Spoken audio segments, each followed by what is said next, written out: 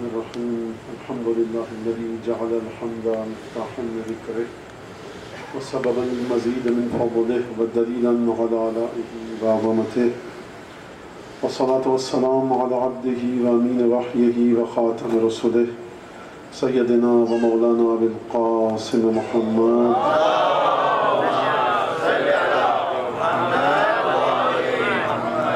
وعلى أهل بيته الطيبين الطاهرين الذين أذهب الله عنهم الرجس وطهرهم تطهيرا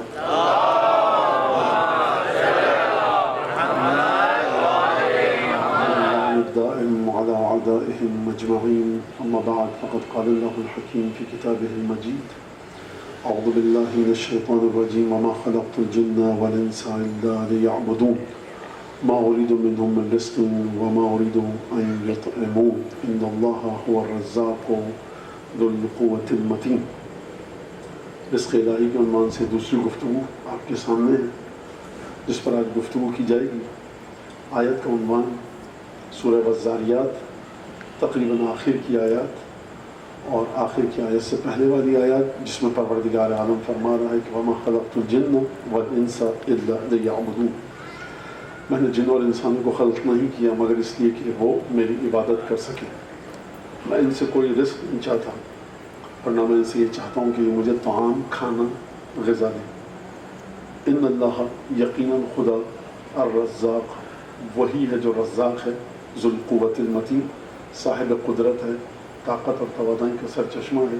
ہر توانائی، ہر طاقت کسی کے پاس بھی ہے وہ خداوند تبارک و تعالیٰ کی جانب سے ہے. المتین، میں نے کل عرض کیا ذو القوت کا مطلب بھی طاقت والا، المتین کا مطلب بھی طاقت والا. دونوں میں فرق کیا ہے؟ متین یعنی یہ کہ وہ جس کی طاقت کبھی بھی منقطع نہ ہو، ختم نہ ہو. پروردگار عالم نے یہاں پر کھانے کا ذکر کیا، طعام کا ذکر کیا، رزق کا ذکر کیا. یعنی اس کا مطلب کیا؟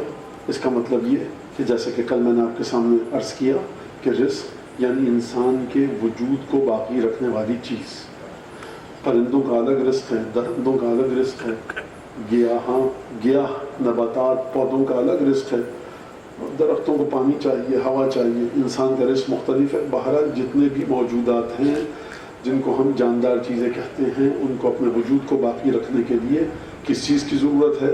ان کو ضرورت ہے رزق کی، غذا کی. انسان کو اس غذا کے ساتھ ساتھ کس کی ضرورت ہے؟ کل کی مجلس جلدی منزلیں طے کر کے پھر بات کو آج آگے بڑھاؤں.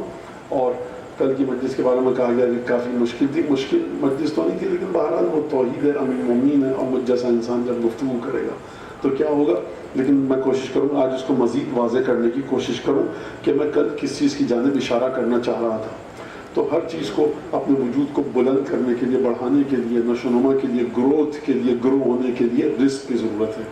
کھاد، پانی، ہوا، دھوپ آپ نے پودے کو دے دی، وہ بڑھ کر تناور درخت بن جائے گا، بنے گا، پھل دے گا، عمر پوری کرے گا، خشک ہو جائے گا، کاٹ کر انسان یا جلا لے گا یا فرنیچر گھر کے استعمال میں آ جائے گا. لیکن انسان کو اس مرحلہ کمال تک پہنچنا ہے کہ جہاں پر اسے ذات خدا کی معرفت چاہیے. اس رزق کو پانے کے لیے دنیاوی رزق کا تعلق کیا ہے؟ جس کی جانب میں نے اشارہ کیا کہ حلال روٹی کھائیے آپ کو وہ معنوی رزق ملے گا، اور اگر حرام غذا انسان کھائے گا تو اس رزق تک نہیں پہنچ پائے گا. پودے میں آپ اگر کوئی ایسا پانی ڈالیں کہ جس کے پیسے میں نے نہ دیے ہوں، غصبی پانی ہو، پودا نشو و نما کرے گا. میں لوٹ کر کھانا کھا لوں میرا پیٹ بھر جائے گا. یہ وہ حیات ہے جو حیوانات اور نباتات کی حیات ہے. لیکن انسان کے بارے میں پروردگار عالم، ائمہ معصومین، انبیاء، رسل، اولیاء نے کہا کہ دیکھو چاہے حرام سے کھاؤ یا حلال سے پیٹ تو بھر جائے گا، لیکن ایک ایسی بعد، ایک ایسا پہلو تمہاری شخصیت میں ہے جو اس وقت تک ترقی نہیں کر سکے گا کہ جب تک تمہارا رزق حلال اور طیب نہ ہو. یا ایھا الرسل کلوا الطیبات وَاعْمَلُوا صَالِحًا. دیکھو اے میرے رسولوں، پروردگار عالم رسولوں سے مخاطب ہے کہ طیبات خوشگوار پاک و پاکیزہ تر و تازہ چیزوں کو کھاؤ، وَعْمَلُوا صَالِحًا، اور پھر اس کے بعد نیک عمل کرو. یعنی طیب و طاہر غذا کا نیک عمل سے ایک تعلق ہے. جتنی غذا طیب و طاہر ہوگی اتنا زیادہ عمل نیک ہوگا. جسمانی گروہ کے لیے، جسمانی نشو و نما کے لیے مادی رزق کی ضرورت ہے. کل تک کی بات یہاں تک ہوئی. اور پھر انسان کو پروردگار عالم شاید یہی کہہ رہا ہوں کہ میں تمہیں رزق دیتا ہوں، تم مجھے نہیں دے سکتے، میں ہر ایک سے بے نیاز ہوں. پھر اس کے بعد کل زیلب یمانی کا قصہ آیا، اور پھر میں نے اس کو اشارتاً سمجھانے کی کوشش کی. بہرحال کتنا میں کامیاب ہوا اللہ جانے. لیکن مزید میں اس گفتگو کو، اسی گفتگو کو بنیاد بنا کر مزید آگے کی طرف لے کر کے جانا چاہتا ہوں. دیکھیے، ایک شخص اگر کسی موضوع کے بارے میں گفتگو کر رہا ہے تو دو چیزیں ہونی چاہیے: موضوع پر گرفت، اور جس زبان میں گفتگو کر رہا ہے اس زبان کے پیچ و خم سے آگاہ ہو. اردو میں بول رہا ہوں، مثلا مولانا ذرا آپ فرض کیجئے کہ فرانسیسی زبان میں بولیے، میں ایک لفظ بھی نہیں بول پاؤں گا. میں نے تقریر تیار کی بھی تھی، پڑھا سب آیتیں وغیرہ دیکھی، لیکن مجھے زبان نہیں آتی. موضوع پر گرفت ہے، زبان نہیں آتی. زبان آتی ہے، موضوع پر گرفت نہیں ہے، ناکام ہو جائے گا انسان. امیر مومنین علیہ السلام کے کا ایک بھانجا ہے جعدہ ابن حبیرہ مخزومی. یہ مولا کی ذات میں بڑا فنا ہے. کسی دربار میں گیا تو بادشاہ نے پوچھا کہ ماں صرفک عن ابیک الی خالک، کیا ہے جو تو اپنے ماموں کو، باپ کو بھول کر ماموں کی داستان ہمیشہ رٹ لگایا ہوا؟ کہ لو کان لک خال مثل خالی لنسیت اباک، اگر تیرا بھی ماموں میرے ماموں علی جیسا ہوتا تو تو اپنے باپ کو بھول جاتا. اب یہاں پر میرا ایک حاشیہ ہے کہ گفتگو اس سے کی جائے کہ جس کو پتہ ہو، پتہ ہونے کے بعد ہی بھولے گا انسان. خیر، کتنے آپ اس بات تو کیونکہ مولا کے مختلف دشمن تھے. نسیان، فراموشی متفرع ہے علم پر. جب کسی کو علم ہی نہیں ہوگا تو بھولے گا کیسے؟ بہرحال کہنے والے نے کہہ دیا اور اس کے بعد کہا لو کان لک. تو اس بندہ خدا نے بھانجے نے امیر مومنین کے نصب کیا پتھر، اور مولا کہنے کا تم خطبہ دو. اچھا بیچارہ خطبہ دے دیتا، لیکن سامنے علی بن ابی طالب زبان اٹکنے لگی. تم نیچے آؤ. پھر اس پتھر پر تشریف فرما ہوئے اور پھر خطبہ دیا. تو وہاں پر مولا نے میری ایک مشکل کو حل کر دیا جو میں آپ کے سامنے پیش کرنا چاہتا ہوں. مولا نے دیکھو، ان اللسان بضعۃ من الانسان، زبان ایک گوشت کا دو تھوڑا ہے. لا يسعده القول اذا امتنع ولا يمهله النطق اذا اتسع. بخدا امیر مومنین عجیب انسان ہے، ذات عجیب ہے. یعنی اگر ایک مور کے بارے میں بھی گفتگو کریں گے تو لگتا ہے کہ آپ نے آج تک مور دیکھا ہی نہیں. چونٹی کے بارے میں گفتگو کی نہج البلاغہ میں تو لگتا ہے آپ نے چونٹی کو آج تک دیکھا ہی نہیں. کہ علی بول رہے ہیں چونٹی کے بارے میں. چمگادڑ کے بارے میں گفتگو کریں گے تو لگتا ہے کہ آپ نے آج تک چمگادڑ کو دیکھا ہی نہیں. اس انداز سے گفتگو کریں گے. فرمایا کہ زبان گوشت کا جو تھوڑا ہے، اور لا يسعده القول اذا امتنع، گفتار بات کرنے کا طریقہ آئے مدد نہیں کر سکتا تمہارے اندر اگر بات کرنے کا طریقہ ہو. اگر زبان کو مدد نہ ملے تمہارے علم کے ذریعے. میں بہت بڑا فزکس کا جاننے والا ہوں، زبان میری ساتھ نہیں دے رہی. ولا يتسع ولا يمهله النطق اذا اتسع. اور جب زبان متسع اور وسیع ہو جائے اور فصاحت و بلاغت تمہاری گرفت میں آ جائے، اور پھر جب تمہارے پاس علم بھی ہو تو خود تمہاری بات تم کو مہلت نہیں دے گی کہ کس کو پہلے بیان کرو کس کو بعد میں. آپ دیکھ رہے ہیں، آپ اتنا بہت سادی سی بات ہے، تقریر کا فن بتا رہے ہیں مولا 2 جملوں میں. تو آپ دیکھ لیجیے جا کر کسی نے اس طرح سے صحابہ کرام میں گفتگو کی ہو تقریر کے فن کے بارے میں 2 جملوں میں. اور کہاں پر کہا کہ جب بھانجا گفتگو کرنے سے عاجز ہو گیا. اور پھر فرما ان لامراء الکلام فینا تنشبت عروقه وتحدلت علینا غصونه. ہم کلام کے شہنشاہ ہیں. کلام کی خوبصورتی کو اگر دیکھنا کسی اور کے دروازے پہ جاؤ گے تو سب ہمارے نوکر ہیں. بادشاہ ہم ہیں کلام کے. اس فینا تنشبت عروقه، ہمارے خانوادے میں، ہمارے گھر میں کلام کی فصاحت و بلاغت کی جڑیں گڑی ہوئی ہیں. یعنی فصاحت و بلاغت کہیں بھی تمہیں دکھے نا، سمجھ جانا جڑیں تو ہمارے گھر میں ہیں. وَتَحَدَّلَتْ عَلَيْنَا غُصُونُ، اس کی شاخیں بھی ہمارے گھر میں ہی آ کر اپنا پھل دیتی ہیں. یعنی دنیا میں جو بھی آپ دعویٰ کریں سب سے پہلے امیر المومنین رسول خدا پنجتن کی فصاحت و بلاغت کو دیکھو, اور بخدا آپ توحید کے سلسلے میں جو امیر المومنین کا خطبہ ہے اس کو دیکھیے, اور جناب سیدہ کے خطبے کو دیکھیے. توحید کے سلسلے میں جو ہے اگر کوئی لکھ دے کہ قال علی بن ابی طالب علیہ السلام, آپ شک نہیں کر سکتے کہ یہ 18 برس کی ایک خاتون کا خطبہ ہے یا 63 برس کے اس شخص کا کہ جس نے علی بن ابی طالب نے رسول اللہ سے توحید کے علم کو حاصل کیا. سبحان اللہ. تو یہ بات کیوں کہی میں نے کہ جڑیں ان کے گھر میں ہیں, شاخیں انہی کے گھر میں آ کر پھل دیتی ہیں. اور پھر اس کا خطبہ ارشاد فرمایا. یہ بات میں نے کیوں کہی؟ اس لیے کہی کہ توحید کے بارے میں مولا کائنات جو خطبہ دے رہے. کل ایک میں نے بات کی, اسی کو مزید سمجھاؤں اور اس کے ساتھ جو تھوڑی دیر پہلے بات کریں. اگر آپ کے پاس علم پر گرفت ہے اور زبان آپ کو آتی ہے تو آپ بہت اچھے طریقے سے اس موضوع پر گفتگو کر سکتے ہیں. اس میں کوئی ایسی اہم بات بھی نہیں کہہ رہا, میں سب کو پتا ہے. اچھا, جب گفتگو کا لازمہ یہ ہو کہ جب آپ گفتگو کریں یا کرتے ہیں تو مجہول اور نامعلوم چیز کو معلوم کر دیتے ہیں, مجہول چیز پر سے جہل کا پردہ ہٹا دیتے ہیں. ہر گفتگو یہی کرتی ہے. جب میں آپ کے سامنے سمندر کی توصیف بیان کروں تو سمندر کے بارے میں آپ کا جہل علم میں تبدیل ہو جائے گا کسی حد تک صحیح. لیکن اگر کوئی چیز ایسی ہو کہ جتنا اس چیز کے بارے میں گفتگو کی جائے بجائے علم کے سننے والا جہل کی طرف جائے, تو اب یہاں پر آپ کی زبان دانی کیا کرے گی, اب یہاں پر آپ کی سخنوری کس کام کی ہوگی, اب آپ کی فصاحت و بلاغت کیسے دکھے گی. بلاغت اور فصاحت وہاں پر دکھے گی کہ جب بولنے والا اس چیز کے بارے میں گفتگو کرے کہ جس کو کسی نے نہ دیکھا ہو, نہ سنا ہو, نہ دکھائی دی جا سکے, نہ چھوئی جا سکے.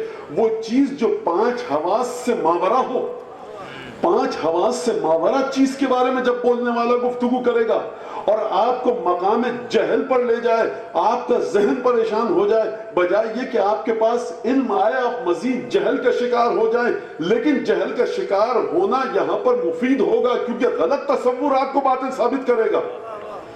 جب آپ ایک چیز کے بارے میں غلط تصور رکھتے ہیں اور آ کر وہ گفتگو کریں اور آپ کا غلط تصور باطل ثابت ہو جائے لیکن آپ کسی منزل مقصود تک نہ پہنچ پائیں, تو بولنے والے کا ایک احسان تو ضرور ہے, اس نے غلط تصورات کو آپ کے ذہن سے مٹا دیا, محو کر دیا, کسی منزل پر نہ پہنچا سکا, یہ ایک دوسرا مرحلہ, لیکن اس نے آپ کے ذہن سے غلط تصور کو مٹا دیا. توجہ فرما رہے ہیں حضرات. اب اگر یہاں پر آ کر امیر المومنین بات کریں کہ فصاحت و بلاغت ہمارے پاس ہے, عربی ہمیں آتی ہے, ہم فصاحت و بلاغت کے امیر ہیں اور ہم موضوع پر گفتگو کرنا جانتے ہیں, توحید پر آ کر گفتگو کریں, ہر موضوع پر جناب امیر گفتگو کریں, ہر فصیح و بلیغ انسان, لیکن خدا کے بارے میں جب گفتگو کریں گے جناب امیر تو ایک مشکل ہے وجود خدا کے ساتھ کہ جس کو نہ خدا اس سے نچلے مرحلے پر آنے پر تیار ہے, نہ جناب امیر خدا کو اس سے نچلے مرحلے پر لانے پر تیار ہے. وہ کیا ہے؟ وہ وہی چیز ہے کہ جو کل میں نے آپ کے سامنے پیش کی, من وصفہ فقط قرنہ ومن قرنہ فقط سنعہ ومن سنعہ فقط جزعہ ومن جزعہ فقط جہلہ ومن جہلہ فقط اشار الیہ ومن اشار الیہ فقط حدہ ومن حدہ فقط عدہ. اب اس کا ترجمہ سنیے. امیر المومنین توحید کے بارے میں گفتگو فرما رہے ہیں کہ دیکھو جو خدا کی توصیف بیان کرے اس طرح سے کہ جس طرح سے مخلوقات کے وصف اور توصیف اور تعریف اور صفات کو بیان کیا جاتا ہے, فمن وصفہ فقط قرنہ, جس نے خدا کی توصیف اور وصف کو صفات کو بیان کیا اس نے خدا کے ساتھ کسی دوسری چیز کو لا کر جوڑ دیا. تو کیا ہوا یا مولا, اس میں کون سے حرج کی بات ہے؟ تو مولا فرمائیں گے اچھا فمن وصفہ فقط قرنہ, دوسری چیز کو خدا کے ساتھ لا کر جوڑ دیا. اگر جوڑ دیا من قرنہ فقط صنعہ, جس نے کہا خدا ایسا تو وہ دو خدا کا قائل ہو گیا. جیسے ہی تم نے کہا خدا ایسا, اس کی توصیف ایسی کرو کہ وہ کسی کی طرح قرار نہ پائے. یہ ہے علی بن ابی طالب کا احسان انسانیت اور بشریت پر.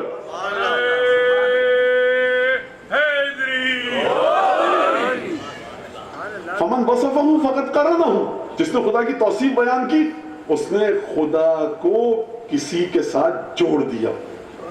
خدا کسی کے ساتھ نہیں جوڑ سکتا. اچھا جوڑ دیا تو کیا ہوگا؟ رکے نہیں یہاں پر جناب امیر, فرمایا فقط قرنہ ومن قرنہ فقط صنعہ, جس نے کہا خدا ایسا تو جوڑا، جوڑنے کے ساتھ ایک اور کام کیا کیا، دو خدا کے قائل ہو گئے، خدا ایسا یہ دوسری چیز بھی ایسی، فقط صنعہ، خدا ایک ہے، ومن صنعہ فقط جزعہ، جس نے کہا دو خدا، اس نے خدا کو ٹکڑوں میں بانٹ دیا، ایک یہ خدا کہ جو خدا، اور دوسرا یہ جو خدا کی ہو بہو تصویر۔ وہاں سمندر کیسا ہوتا ہے، میں گیا ساحل سمندر میں تصویر لایا، بس یہ سمندر دیکھ لیجیے ایسا ہوتا ہے۔ ان تصورات سے خدا کو نکالنا ہے، جب جا کر رزق الہی کی تکمیل ہوگی۔ پروردگار عالم جو قرآن میں یہ کہہ رہا ہے لا تدرکہ الابصار وہو یدرک الابصار وہو اللطیف الخبیر، خدا کو آنکھیں درک نہیں کر سکتی۔ میں خدا سے ایک جملہ کہوں گا، اور کیونکہ جناب امیر کی محبت میں کہہ رہا ہوں اس لیے قطعاً توہین نہیں ہے، خدایا تو نے تو ایک آیت بھیجی، ذرا اپنے بندے سے پوچھ تو صحیح آ کر کہ کیا فصاحت و بلاغت کے دریا بہائے۔ لا تدرکہ الابصار، ایک آیت مسلمان پڑھ کے آگے بڑھ جاتے ہیں، ذرا بتائیے تو صحیح کہ کیوں لا تدرکہ الابصار، سلسلہ کیا ہے، اگر آنکھیں دیکھ پائیں گی تو ہوگا کیا۔ یہاں پر پروردگار عالم کے اس وجود کو علی بن ابی طالب بتا رہے ہیں، ومن صنعہ فقط جزعہ، پروردگار کو جس نے اس نے تجزیہ کر دیا، پارٹیکلز میں تبدیل کر دیا، خدا کے حصے ہیں، اجزاء ہیں، مختلف حصوں میں بٹا ہوا ہے، اور اگر خدا مختلف حصوں میں بٹا ہوا ہے فقط جزعہ، اور جس نے خدا کو مختلف حصوں میں بانٹا تو پروردگار کو اس نے کیا کیا، جہل کا شکار ہو گیا۔ یہ خدا کی تعریف ہی نہیں کر رہے، تم جتنی نعتیں لکھ لو، جتنے خدا کی مدحت میں اشعار کہہ لو، جتنے مضمون لکھ لو، کالم لکھ لو، یہ خدا نہیں ہے، جہلہ نادان، تمہیں پتہ ہی نہیں خدا کیا ہے۔ جب تک تم خدا کو کسی دوسری چیز کے ذریعے سمجھاتے رہو گے تم خدا کی حقیقت تک نہیں پہنچ سکتے، یعنی وہ حقیقت جہاں تک انسان پہنچنے کی صلاحیت رکھتا ہے۔ اگر یہ مرحلہ یہاں تک آ گیا، فرمایا من جہلو فقط اشارہ الیہ، جس نے بھی یہ کام کیا اس نے خدا کی جانب اشارہ کر دیا۔ یعنی کیا مطلب، بھائی جب آپ کسی دوسری چیز کو خدا کے برابر لائے، اس کو سمجھ لیجئے خدا کو سمجھ لیں گے، تو کیا ہو گیا، فقط اشارہ الیہ، تم نے اشارہ کر دیا خدا اس طرح سے ہے، تم نادان ہو گئے۔ اب اس کے بعد آگے بڑھے کلام امیر المومنین اور فرمایا من قال فیما، جو کہ خدا کس چیز کے اندر ہے، فقط ضمنہ، اس نے خدا کو ایک چیز میں محدود کر دیا۔ جو یہ کہے کہ علامہ خدا کس چیز پر ہے، تو اس نے کسی چیز پر تو خدا کو رکھ دیا بلندی ثابت کرتے ہوئے، لیکن جہاں سے خدا کو نکال کر خدا کے تصور کو جس جگہ پر رکھا اس جگہ سے خدا کے وجود کو خالی کر دیا۔ اب میں آپ کو وہ ایک بات دوبارہ بتاؤں، زبان پر گرفت ہے، موضوع پر گرفت ہے، لیکن اگر مجھے یہ بتائیے کہ ہمیشہ کل کی تقریر میں دوبارہ دہرا رہا ہوں، ذرا مزید پھیلا کر واضح کر کے اپنے بچوں کے لیے، نوجوانوں کے لیے، کہ اب کوئی کہے اگر علی تم نے خطبہ دیا اس سے تو ہمارا ذہن کہیں تک نہیں پہنچا، یہ وہ مشکل ہے امیر المومنین کے سامنے کہ جس کو مولا کو حل کرنا ہے۔ آپ ہمیشہ جب بھی گفتگو کرتے ہیں تو سننے والوں کو ایک نتیجے تک لے کر جاتے ہیں۔ مزید آگے چلیے، پہلا خطبہ جو میں نے پڑھا تھا، فرمایا کیا فرمایا، مع کل شیء لا بمقارنۃ لا تدرکہ لا تراہ العیون، آنکھیں نہیں دیکھتی لیکن تدرکہ القلوب بحقائق الایمان، ایمان کی حقیقتوں کے ذریعے دل اس کو دیکھتا ہے۔ اب کوئی آ کر پوچھے کہ یا علی طریقہ بتائیے دل کے ذریعے دیکھنے کا، یہ ایک الگ گفتگو ہے، اس پر انشاءاللہ گفتگو ہوگی کہ دل کے ذریعے کس طرح سے خدا کو، ایمان کی حقیقتوں کے ذریعے خداوند تبارک و تعالیٰ کو کس طرح دیکھا جاتا ہے۔ فرمانا مع کل شیء لا بمقارنۃ وغیر کل شیء لا بمزایلۃ، ہر چیز کے ساتھ ہے لیکن متصل نہیں ہے، ہر چیز سے الگ ہے لیکن ٹوٹا ہوا نہیں ہے۔ مرید لا بہمت، متکلم لا بجارحۃ، متکلم لا برویۃ، صانع لا بجارحۃ، رحیم لا یوصف بالرقہ، بصیر لا یوصف بالحاسہ، دیکھتا ہے لیکن تمہاری طرح حواس کے ذریعے نہیں، قوت باصرہ کے ذریعے نہیں دیکھتا، کاموں کو انجام دیتا ہے، اعضاء و جوارح کے ذریعے انجام نہیں دیتا۔ مرید ارادہ کرتا ہے چیزوں کا، لا بہمت، پہلے ارادے کے بارے میں سوچتا ہے پھر اس کے بعد ارادے کو انجام دیتا ہے، ایسا نہیں ہے۔ انما امرہ اذا اراد شیئا ان یقول له کن فیکون، ارادہ کیا چیز ہو جاتی ہے۔ متکلم لا برویۃ، بات کرتا ہے لیکن سوچ کے بات نہیں کرتا۔ میں بات کر رہا ہوں آپ کے سامنے، سوچ رہا ہوں، ان الفاظ کو لا رہا ہوں کہ جو میں نے لکھے، جو میں نے یاد کیے، جو میں نے سوچے، تو سوچ کر لا رہا ہوں، میری سوچ کہیں اور نہیں جا رہی، میں آپ کو کوئی اور واقعہ نہیں سنا رہا، میں آپ کو راستے کے بارے میں نہیں بتا رہا، سوچ میری وہاں جائے گی، ارادہ کروں گا تب آپ کو بتاؤں گا۔ یہ مولا کہنا جو خدا کے تصور کے بارے میں بات کریں، آخر لے کر کس طرح جائیں۔ پھر فرمایا تعن الوجوہ لعظمتہ وتجب القلوب لہیبتہ، تمام کے تمام چہرے اس کے وجود کے سامنے خاضع ہو چکے ہیں، اور تمام کے تمام دل جب اس کی ہیبت کو دیکھتے ہیں تو مضطرب ہو جاتے ہیں۔ یعنی کیا مطلب یہ کہ ہر چیز اس کے سامنے اس کی حقیقت خاضع ہے، فنا ہے، کسی کی کوئی حقیقت نہیں ہے۔ اب جناب امیر المومنین جب یہاں تک یہ بات لے کر آ گئے تو میں ایک مصرے سے دو بندوں سے مدد لوں۔ بند یعنی اشعار والے بند، بندے کا مطلب وہ خدا کے بندے نہیں ہیں بلکہ اشعار کے بندے۔ بڑا خوبصورت دو بندے میں آپ کے سامنے پیش کرتا ہوں کہ مولا کائنات نے کام کیا کیا۔ اب میں نے سوچا میں اس کو اپنی زبان سے کہوں، تو جب ایک شخص کہہ کے جا چکا ہے مجھ سے پہلے بہت اچھے انداز میں، تو میں اس کی زبان سے کیوں نہ بات کروں۔ آپ لوگ ایک درود بھیجیں محمد علیہ۔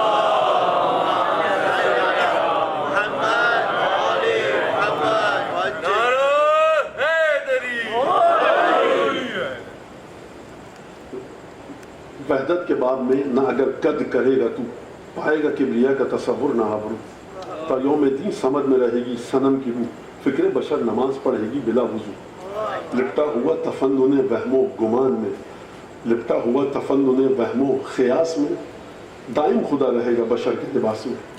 تو اب آپ سمجھے علی بن ابی طالب کا احسان کیا ہے امت مسلمہ پر نہیں، ہر خود اس شخص پر جو خدا کو طلب کر رہا ہے۔ بلند ترین رزق وجود خدا کی ذات ہے۔ ہر وہ شخص جو خدا کو طلب کر رہا ہے، تصوف کے عرفان کے جس مرحلے پر ہو، اگر امیر المومنین نہ ہوتے دائم خدا رہے گا بشر کے لباس میں۔ تم کسی بشر کو ڈھونڈ رہے ہو اپنے تقوی کی منزلوں کو طے کرتے ہوئے، یا ایک ایسے خدا کو ڈھونڈ رہے ہو کہ جو رسول خدا کا خدا ہے جس نے انبیاء کو بھیجا؟ دائم خدا رہے گا بشر کے لباس میں۔ اب اگلا شعر سنیے، نقاش و نقش و صانع و مصنوع کی دلیل۔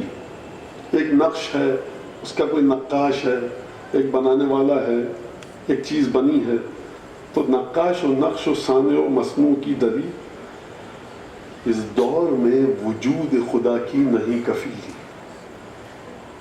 اس دور میں وجود خدا کی نہیں کفی۔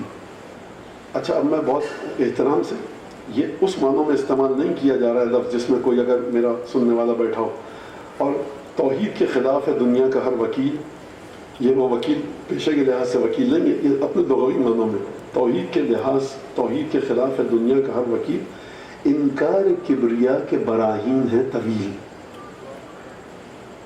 خدا کے وجود کا انکار کرنے کی دلیل بڑی لمبی چوڑی ہے۔ ہاں باب امن کھول، در فتنہ بند کر، ہاتھوں پہ ناطقے کو خدا کے بلند کر۔ اب آپ سنیے گا، یعنی یہ مولا کی توحید پڑھ کر یہ بند کہہ پایا ہے شاعر۔ فرمایا کہ اٹھ شم ذات خیمہ الفاظ میں جلا۔ ذات خدا کی جو تعریف ہے نا، اس کی شمع وہ کہاں جلے گی؟ خدا کا نہ جسم ہے نہ جسمانیت، وہ الفاظ کے ذریعے جلے گی۔ شاعر کہہ رہا ہے جناب امیر سے اٹھ، یا ہاں اب وہ دو نسخے، ہاں شم ذات خیمہ الفاظ میں جلا، الفاظ کے خیمے میں آ کر خدا کی ذات کی شمع کو جلا۔ حق ادا نہیں ہو سکتا اس مصرے کا، میں کیا کہوں، بہرحال میں پھر پڑھوں گا، شم ذات خیمہ الفاظ میں جلا۔ زبردستی آپ بابا مت کی، نہیں سمجھ میں آ رہا کچھ، کوئی حرج نہیں ہے، میں صرف چاہتا ہوں کہ سمجھیں آپ اس بات کو۔ ہاں شم ذات خیمہ، یہ میں احانت کوئی مسئلہ نہیں ہے، مجھے یہ بالکل میں ایسا عنوان سے نہیں کہہ رہا تھا، میں چاہ رہا ہوں صرف توجہ کے ساتھ آپ سنیں، امیر المومنین کا حق ہے یہاں پر، یہ قطعاً اپنے ذہن سے نکال دیجیے کہ میں نے اس نیت سے یہ بات کی تھی، حاشا وکلا۔ ہاں شم ذات خیمہ الفاظ میں جلا، لیلائے حق کو محمل تقریر میں بٹھا۔ جس کا شعر ہے نا یہ، اس کے علاوہ کوئی کہہ نہیں سکتا، پورے ہندوستان پاکستان کے شاعر جمع ہو جائیں، اس کے ہزاروں حصے کے مطلب کا شعر بھی نہیں کہہ سکتے۔ جوش مندی آبادی ہے، وہ لوگ سمجھ گئے ہوں گے اب تک کس کی زبان میں طاقت ہے، ایسا بن کہہ سکے۔ ہاں شم ذات خیمہ الفاظ میں جلا، لیلائے حق کو محمل تقریر میں بٹھا۔ اب کیا کہا جائے، لیلائے حق محمل تقریر، یہ محمل کیوں کہا؟ عرب کا کلچر، لیلا کا لفظ، کیا اب میں بات کروں؟ اب یہاں پر اقبال کا ایک شعر میں مدد لے لوں، ہمن بہتر کہ لیلا در بیابان جلوہ گر باشد، نہ دورت تنگ نہ شہتاب حسن صحرائی۔ بہتر یہی ہے، اقبال کہہ رہے ہیں کہ حسن لیلا عرب کے صحراؤں میں بھٹکتا رہے، نہ دورہ تنگ نہ یہ شہر کی تنگ گلیوں میں لیلا کے حسن کو برداشت کرنے کی تاب نہیں ہے۔ اگر اب آپ سمجھے کہ وجود خدا، کیونکہ وجود خدا ہے مرکز عشق ہر متقی کا، لیلا حق کو محمل تقریر میں بٹھا، گوش بشر کو چشم حقیقت نگر بنا۔ گوش یعنی کان، اے علی خطبے ایسے دے کہ بشر کا کان حقیقت خدا کو دیکھ سکے، کان دیکھ سکے، کیونکہ کلام کو مولا کائنات فرمائیں گے گوشے بشر کو چشم حقیقت نگر بنا، کانوں سے لوگ دیکھ سکیں جلوہ خدا۔ یوں پیش کر ثبوت خدا کے وجود کا، یوں پیش کر ثبوت خدا کے وجود کا، تیرے بیان پہ غلغلہ اٹھے درود کا۔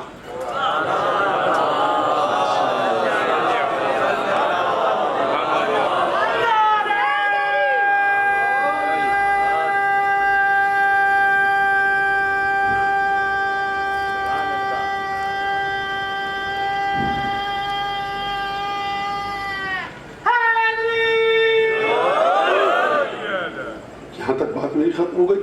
اب آپ سمجھے کہ کس طرح سے جب امیر مومنین فرما رہے ہیں مرید لا بہمت متکلم لا برویت مع کل شیء لا بمقارنت غیر کل شیء لا بمزایلت، وہ نہ کسی چیز کے ساتھ ہے جس طرح سے چیزیں ساتھ ہوتی ہیں۔ اچھا تو پھر مولا جدا بھی نہیں ہے۔ اب یہاں اگر آپ نے بات کو سمجھ لیا، ارادہ کرتا ہے، میں ترجمہ آپ کے سامنے پیش کر دیا کس طرح سے مولا کائنات گفتگو فرما رہے ہیں۔ ارادہ کرتا ہے لیکن سوچ کر ارادہ نہیں کرتا، گفتگو کرتا ہے سوچ کر نہیں کرتا، صانع اللہ بالجارحات، کام کرتا ہے اعضاء و جوارح کے ذریعے نہیں کرتا، بصیر لا یبصر بالحاسہ، دیکھتا ہے لیکن آنکھوں کے ذریعے نہیں دیکھتا۔ عجیب صفات خداوند تبارک و تعالیٰ کی مولا کائنات بتا رہے ہیں۔ کب بتا رہے ہیں؟ اس وقت بتا رہے ہیں کہ جب دنیا کا بہت بڑا حصہ بت پرستی میں مشغول تھا۔ اس وقت بتا رہے ہیں کہ جب سائنس نے اتنی ترقی نہیں کی تھی کہ کوئی سائنٹسٹ آ کر، کوئی فلسفر آ کر علی بن ابی طالب کی مدد کرے۔ اس وقت یہ بات نہیں فرما رہے کہ جب کیمسٹری اور دیگر علوم نے اتنی ترقی کی۔ یہ علی بن ابی طالب بشر کے ذہن کو لے کر کہا جا رہے ہیں، یہ لے کر جا رہے ہیں اس مقام پر کہ دیکھو خدا ایسی چیز نہیں ہے کہ ذات ہو اور وجود کو لیا ہو، بلکہ خدا محض وجود ہے، تم موجود ہو کیونکہ تم کو وجود عطا کیا گیا۔ خدا صرف اور صرف وجود ہے، اور خدا کو اپنے وجود کو برقرار رکھنے کے لیے کسی اعضاء و جوارح، کسی آرگن کی، کسی چیز کی کوئی ضرورت نہیں۔ یا علی پھر یہ آپ لے کر کہاں گئے؟ شاید مولا کائنات جواب دیں کہ میرے بڑے بھائی رسول اللہ کا جملہ سنو، رب زدنی فیک تحیرا، پروردگار مجھے اپنی ذات کے بارے میں مزید حیرت میں مبتلا فرما۔ یعنی علی ابن ابی طالب ان چیزوں کے ذریعے اس مرحلے پر لے کر جانا چاہ رہے ہیں کہ لوگ خدا کے ساتھ عشق تو کریں، محبت تو کریں، معرفت الہی کی منزلیں تو طے کریں، لیکن تصور خدا کا ذہنوں میں غلط نہ آئے۔ اور یہ کیوں کیا؟ کیونکہ علی ابن ابی طالب 21ویں صدی، 44ویں صدی، 45ویں صدی، 1000ویں صدی کو دیکھ رہے ہیں کہ اے جاہل اعراب اور بدو، میں تمہارے سامنے خطبہ دے تو رہا ہوں، لیکن دیکھنا ایک زمانہ وہ آئے گا کہ جب تمہاری نگاہیں ڈھونڈیں گی کہ خدا کا کوئی ایسا تصور ہے کہ جب دین مصطفیٰ کی آبرو کو بچا لے۔ یہ تو جہاں خدا کے تصور کو دیکھا جائے، کہیں پر خدا اپنی ٹانگ جہنم میں ڈال رہا ہے، کہیں داؤد سے کشتی لڑ رہا ہے۔ یہ ہے کون سا خدا؟ یہ محمد اور علی کا خدا نہیں ہے۔ محمد اور علی کا خدا وہ ہے کہ جس کی توصیف نہج البلاغہ میں کی، ہر مادے اور مادیت کو اس سے سلب کر کر بشریت کو ایسے مقام پر لے گئے کہ بشریت سینہ ٹھوک کر کہے کہ اگر کسی کا احسان ہے خدا کے وجود کو بیان کرنے کے سلسلے میں، مسلمان فخر سے کہے کہ ہمارا خدا وہ ہے جو علی کا خدا۔ علی کو نہیں مانتے ہو مت مانو، لیکن مجبور ہو کر علی کے خدا کو تو ماننا پڑے گا۔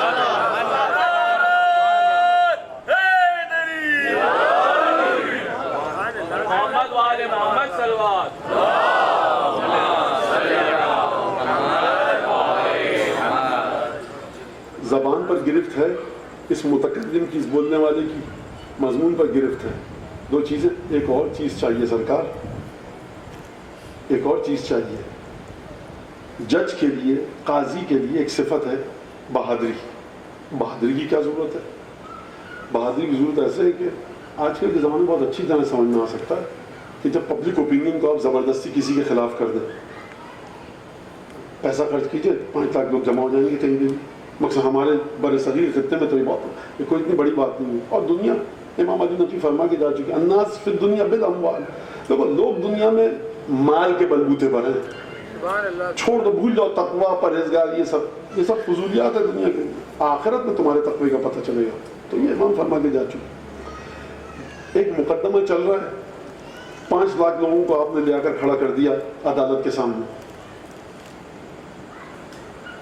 تو جج دباؤ میں آ جاتا ہے, کہتا ہے مجھے یہ ایویڈنس بھی نہیں پسند, یہ بھی نہیں پسند, یہ پروف بھی نہیں پسند, وٹنس کی انٹروگیشن کرو, گفتگو نہیں, اطمینان نہیں آ رہا.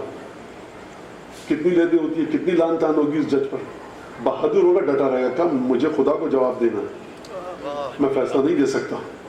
تو یہاں بہادری آ گئی. قانون کا علم ہو, گفتگو کرنے کا فن آتا ہو, ورڈک ڈکری جو حکم نامہ جاری کرے وہ انگریزی اردو میں وہ آتی ہو, بہادری بھی ہونی چاہیے. تو یہ اب علی بن ابی طالب بھی بہادری نہ کہوں تو کیا کہوں, کہ جب جاہل بدوؤں کے سامنے خدا کی توصیف ایسے کر رہے ہیں کہ جن کی نسلاً بعد نسلاً جو بتوں کے سامنے پیشانی ٹیک رہے تھے, کوئی آ کر گریبان پکڑے, یا علی یہ تم کس خدا کی بات کر رہے ہو, یہ تو نیا خدا ہے, اس کے تو نہ ہاتھ ہیں نہ پیر ہیں, نہ ارادہ ہے, نہ روح ہے, نہ قلب ہے, نہ دماغ ہے, نہ آنکھیں ہیں, نہ ہاتھ ہیں, نہ پیر ہیں. جب کچھ نہیں ہے تو انسان ہر موجود اپنے اعضاء کے ذریعے پہچانا جاتا ہے. مولانا روم نے ایک بڑا اچھا قصہ لکھا ہے. کوئی پہلوان تھا, وہ اپنے بدن کو گودوانے گیا. گودوانے کا مطلب کیا, اب میں یہ لفظ استعمال نہیں کرنا چاہتا تھا انگریزی کا, لیکن کر لوں, بچوں کا ذہن خراب ہو جائے گا. کہ وہ 10 سوال آتے تھے, الحمدللہ اب ذرا بیٹھ گیا ہے مسئلہ. مولانا جائز ہے, جائز ہے یہ جو جی. تو کیا مطلب, اب اس کے اوپر مولانا یہ میں بچوں سے کہتا بھیا بیٹا ہم کو مت بتاؤ, ہم اس کی سائیکولوجیکل انالیسس بھی کر کے تم کو دے سکتے ہیں, رہنے دو. جس ملک میں ہو 100-150 ارب ڈالر کا قرضہ, یہ تمہارے لچھن نہیں ہے, چھوڑ دو ان کے لیے کہ جو دنیا میں اکڑ کے چلنے والے لوگ, تو چھوڑ دو ان باتوں کو. باقاعدہ اس کے پیچھے سائیکالوجیکل, اب وہ حرام حلال کی بات نہیں کر, وہ اس وقت اس بات کرنے کی جگہ نہیں ہے. بہرحال فتوے کے لحاظ سے اس کے مسائل ہیں, غسل, وضو, تیمم, وہ سب چیزیں کیا ہے, وہ ایک الگ چیز. تو ایک پہلوان گیا, مولانا روم نے لکھا ہے, تو اس نے کہا کیا, کہ مجھے شیر گدوانا ہے, گودنا کہتے ہیں اس کو. اس نے ٹھیک ہے, کہاں پر, کہا کندھے پر. کہا ٹھیک ہے, پیرہن ہٹائیے آستین. اچھل پڑا گیا, ہائے, کہ کیا ہوا, کہا کہ تم نے کیا تکلیف ہوئی ہے, کہا کہ ہاں میں سوئی ماری ہے. کہا کہ کیا بنانا چاہتے ہو, کہتا کہ شیر. تکلیف کیوں, کہا جب سوئی گھونپوں گا تو تکلیف تو ہوگی. کہا کیا بنا رہا, کہا دم. کہا دم مت بناؤ, دم بڑی لمبی ہوتی, تکلیف ہوگی. تو کہا پھر کیا, کہا کہ کہیں اور سے. کہا اچھا اب تکلیف ہوئی, پھر کہا کہ اب کیا بنا رہے ہو, کہا پیٹ. کہا پیٹ کو چھوڑو, ذرا مہین باریک کر دو پیٹ. کہا اب کیا بنا رہا ہو, کہا اس کی یال بنا رہا ہوں جو بال ہوتے ہیں اس کے. کہا کہ چھوڑو اس کو. کہا کہ اب کیا بنا رہے ہو, تکلیف. کا دانت. کہا کہ نہیں دانت چھوڑو. تو وہ جو بنانے والا تھا اس نے سوئی رکھی اور انگوش بدندہ مولانا روم کے بغل کہنا کہ بھائی تم چاہتے کیا ہو. شیر بی یالو سرو اشکم کدید, ان چنی شیری خدا نہیں آفرید. بندے خدا تو شیر کی تصویر بنانے آیا, پہلوان ہے کہ جب تو اکھاڑے میں اترے گا بنا پیراہن کے تو لوگ شیر کی تصویر دیکھ کے ہیبت میں آ جائیں گے. تو پہلوان ہے تو کہہ رہا نہ پیٹ بناؤں, نہ دم بناؤں, نہ سر بناؤں, نہ دانت بناؤں, نہ یال, نہ کوپال, کچھ بھی نہ بناؤں. تو مولانا نے شیر یہ جو کہا کہ عجیب شیر کہا کہ یہ جو شیر تم بنوا رہے ہو, شیر بھی یالو سرو اشکم جدید, بغیر یال, کوپال, پیٹ, دم کے کس نے شیر دیکھا ہے. ان چنین شیری خدا نہیں آفرید, اس طرح کا شیر تو خود خدا نے بھی نہیں بنایا ہے. تو انسان ہر چیز جب اپنا تعین پیدا کرتی ہے, ہر چیز کو جب آپ دیکھتے ہیں کہ وہ ہے تو اس کی خصوصیات ہوتی ہیں, اس کی تمام خصوصیات آپ انہی چیزوں کے ذریعے سمجھتے ہیں کہ جو آپ کے ذہن میں پہلے سے موجود ہیں. یہ کون سے خدا کی بات کر رہے ہو یا علی, کہ نہ جس کے ہاتھ, نہ جس کے پیر, جس کے کوئی اعضاء و جوارے نہیں, جو سوچتا نہیں ہے, جس کا دماغ اور مغز نہیں ہے, جس کی آنکھیں نہیں ہیں. تو یہ سلسلہ ہے کیا, تو یہاں پر ہونی چاہیے شجاعت علی ابن ابی طالب کی ذات میں. پروردگار تو کس مقام پر ہے کسی کو کیا پتا, تو نہ اعضاء و جوارے رکھتا ہے، نہ ہاتھ، نہ پیر، نہ بدن، نہ مادہ، نہ مادیات، نہ وقت کی قید میں مقید، تو کسی بھی قید میں مقید نہیں ہے، تیرا وجود خود تیرے بلبوتے پر ہے، لیکن پروردگار ذرا زمین کی طرف دیکھ، منبر کوفہ پر دیکھ، تیرا ایک بندہ ہے جو پوری بہادری کے ساتھ تیرے وجود کو ثابت کر رہا ہے، ڈر نہیں رہا 50-60 ہزار کے لشکر کے سامنے کہ اگر اس خدا کے بارے میں بات کی مجھ پر کیا اعتراض ہوگا، اگر اعتراض ہوگا اس اعتراض کا سدجواب کرنے کا راستہ علی نے کیا سوچا، اور رسول خدا جو اپنا علم دے کر کے انا مدینۃ والی بابھا، یا رسول اللہ آپ تو کہہ کے چلے گئے، ہماری جانیں آپ پر قربان فرما دیا آپ نے، اب علی نے قیمت کیا ادا کی۔ اب کل کی بات تھی میری کہ جو چیز مبہم ہو، جو نہ سمجھ میں آتی ہو، جو چیز آپ کی عقل سے ماورا ہو، اس کو سمجھنے کے لیے آپ کو شخصیت کے استحکام کی ضرورت ہے۔ مشکل ہو گیا جملہ ذرا سا، بچے بیٹھے ہیں، میں بچوں کے لیے بات کرتا ہوں۔ ہم جا رہے ہیں صاحب کسی پارک کے پاس سے، بچے فٹ بال کھیل رہے ہیں، 10 12 14 سال، 20 25 سال کے، 20 25 سال کا بھی اب تو ہمارے لیے بچہ ہی ہے۔ اب ہم نے جانا چاہا، اس نے کہا کہ یہ مولانا صاحب آ گئے، ناک بھو چڑھائے گا اور ہمیں داخل نہیں ہونے دے گا اپنی ٹیم میں، یہ کہاں سے آ گئے، ان کو ان سے پاس دینا، ہم تو دوست آپس میں ایک دوسرے کے ساتھ جس طرح سے بھی گفتگو ہے، بڑی مشکل ہو جائے گی، شرما جائیں گے، وہ اندر نہیں آنے دیں گے مجھے فیلڈ میں یا مجھ جیسا کوئی آدمی۔ ایک دفعہ میں جاؤں تو میں فٹ بال میرے پیر پہ آئے، یا کسی کے بھی آپ میں سے جو میری عمر کا ہے، وہ ایک دفعہ فٹ بال کے وہ کرتب دکھا جس کو بچے دیکھ کر انگوش بدندہ رہ جائیں، تو اب وہ آپ کے سفید بالوں کو نہیں دیکھیں گے، آپ کی داڑھی کو نہیں دیکھیں گے، آپ کے خمیدہ کمر کو نہیں دیکھیں گے، کہیں گے سر آپ آئے، اب یہ بچے آپ کے گرد جھرمٹ لگا دیں گے۔ کیا ہوا؟ کیونکہ ریلیونٹ فیلڈ میں آپ نے اپنی شخصیت کا استحکام دکھایا۔ ڈاکٹرز ہیں، نیورو سرجن، میٹنگ ہو رہی ہے، ہم چلے گئے، ارے مولانا آئیے قبلہ، کیا میٹنگ ہو رہی ہے؟ کچھ اپنی بات چل رہی تھی، ہم بھی بولے سرکار آپ کیا کہیں، شرم آ رہی ہے آپ سے منع کریں، یہ کیا احمقانہ بات کر رہے ہیں، آپ کی فیلڈ نہیں ہے، کس موضوع بات ہو رہی ہے؟ اس موضوع پہ مولانا جائیں تو پھر بات کرتے ہیں۔ ہم نے وہاں پر صاحب ان کو سولوشن پیش کرنا شروع کر دیا، دنیا کی آخری ریسرچ۔ اب پھر نگاہیں میرے بارے میں بدل جائیں گی، یا آپ اگر یہ کام کریں آپ کے بارے میں، پائلٹس بیٹھ کر بات کر رہے ہیں، انجینئرس بات کر رہے ہیں، یہ آدمی فٹ بال کی فیلڈ سے لے کر اگر وہاں تک ہر جگہ پر جا کر ایسے نظریات بتائے کہ شخصیت کو کیپچر کر لے، اب یہ شخص ہر طبقے میں قابل قبول ہوگا اور اس کی شہرت کا ڈنکا ہر طرف بج رہا ہوگا۔ اب چلیے ذرا نہج البلاغہ کی طرف، اندیکھی چیز کے بارے میں علی بن ابی طالب جب گفتگو کرے تو اس انداز سے کرے، اور جب ابو رافع اپنے کاتب سے کہا کہ دیکھو قرمت، ابو رافع، میں اس طرف آ گیا، ابو رافع مولا کا کاتب ہے، جب کاتب کو بتایا کہ دیکھو کس طرح سے لکھو، قلم کو کس طرح سے بناؤ اور کس طرح سے قلم کے ذریعے لکھو، کہا کہ دیکھو فرج بین السطور، لکیر سطروں کے درمیان فاصلہ رکھو، اور جب قلم کو چھیلتے ہو تو اس کو لمبا رکھو اور اس کے بعد لکھو۔ خوب توجہ کیجیے عزیزان گرامی، علی بن ابی طالب کے علم کے بارے میں مولا یہ بھی کہہ سکتے تھے کہ نوک کو باریک رکھو، مولا نے یہ نہیں کہ نوک کو باریک رکھو، جو لوگ خطاطی جانتے ہیں وہ شاید یہ سمجھ رہے ہیں، مولا نے کہا کہ قلامہ، یعنی جب قلم کو چھیلتے ہو جو اس کی چھیلن کے بعد جو برادہ نکلے تو وہ لمبا نکلے۔ قلم کی نوک دونوں صورتوں میں باریک ہو سکتی ہے، لیکن مولا نے کہا کہ دیکھو اس کو طویل رکھو۔ کیا مطلب طویل رکھو؟ یعنی نوک اتنی باریک ہو کہ وہ تمہیں نظر آئے، فاصلہ تمہارے ہاتھ سے زیادہ ہو، سطروں کے درمیان فاصلہ زیادہ رکھو، فرج بین الحروف، حروف کے درمیان جگہ کو رکھو اور ان کو جوڑ کر رکھو، کس طرح سے تمام کی تمام چیزیں بتائیں۔ فرمایا فَإِنَّهُ أَجْمَلُ لِلْخَطِّ، یہ تمہاری لکھائی کو زیادہ خوبصورتی دے گی۔ تو یہاں پر علی بن ابی طالب خطاطی کے بارے میں گفتگو کر رہے ہیں، وہاں پر خداوند تبارک و تعالیٰ کے وجود کے بارے میں گفتگو کر رہے ہیں۔ یہاں پر جب اپنے بیٹے محمد حنفیہ کو علم دے کر کہہ رہے ہیں بیٹا حملہ کرو، تو بتا رہے ہیں کہ حملہ کس طرح سے کرو۔ محمد دیکھو بیٹا، اپنی نگاہیں لشکر کے دشمن کے آخری مرحلے پر رکھنا، ارم ببصرک اقصی القوم، آخری مرحلے پر دیکھنا، آئر اللہ جمجمتک، اپنے سر کو خدا کو ادھار میں دے دو، اور پھر علی ناضجک، اپنے دانتوں کو بھینچ لو اور پھر حملہ کرنا۔ یا علی آپ خطاط ہیں، جنگجو ہیں، فلسفی ہیں، توحید کے بیان کرنے والے ہیں، ہیں تو اب آپ سمجھے کہ دنیا کے ہر مذہب میں جائیے، اگر انسان عدل و انصاف پسند ہوگا، یہ ہو ہی نہیں سکتا کہ علی بن ابی طالب کا گرویدہ نہ ہو۔ کیوں؟ کیونکہ جہاں پر علمی گفتگو ہے، جہاں پر کمالات کی بات ہے، وہاں علی بن ابی طالب کے کلمات موجود ہیں۔